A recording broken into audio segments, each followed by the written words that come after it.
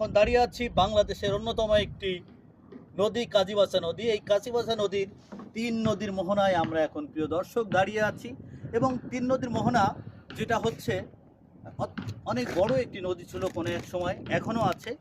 এই তিন নদীর মোহনায় দাঁড়িয়ে সূর্যর আলোক রশ্মি আমাদের গায়ে পড়েছে।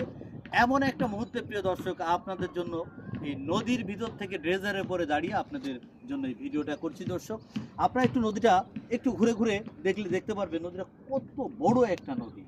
এবং মজার ব্যাপার হচ্ছে প্রিয় দর্শক, কোনো একটা সময় এই নদী ছিল আমাদের এই অঞ্চলে শিবসা, তারপরে সাগর, মানে এটা আটলান্টিক মহাসাগর, এই নদী থেকেই চলে গেছে। এখান থেকে সুন্দরবন খুব কাছেই।